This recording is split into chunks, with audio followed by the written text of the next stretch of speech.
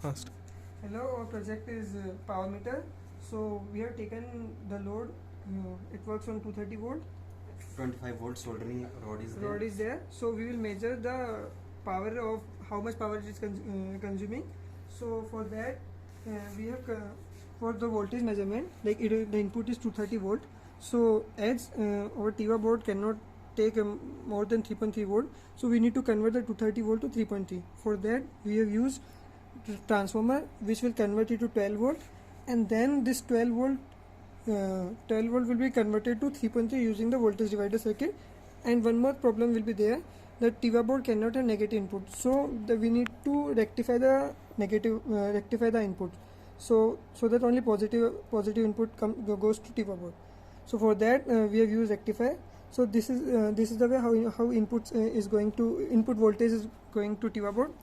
Now for the current measurement, we have used a very low resistance of high power rating 0.5 ohm, which is connected in series with the load. So the point with 0.5 ohm resistance, we will take the voltage, and as the voltage is very low, so we need to amplify it. So we will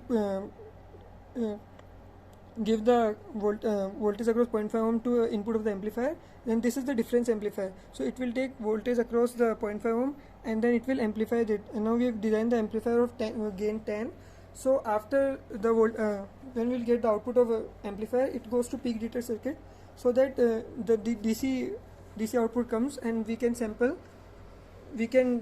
the input to ADC, and it will not cause problem, and it will get sampled easily. So now this is the hardware part, and now the current goes to ADC in terms of voltage only. So, and voltage goes to the divided voltage also goes to ADC. So what ADC does, now these two ADC, now we have sampled these two signals at 250 kilo samples per second. So it will sample the voltage. And one more thing is there, that we also have calculated phase difference. So and by using phase difference, we are calculating power factor. Yeah. So actually, alternatingly, you can see that VRMS is visible, power factor is visible, and IRMS is visible.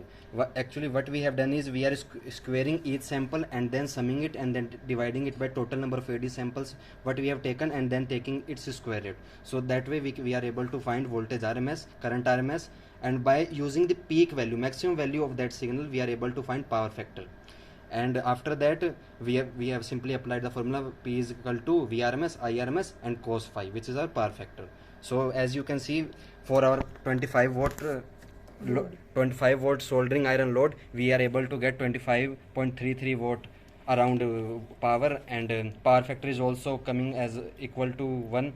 IRMS is 114 milliampere, and VRMS is 222 volt. Thank you.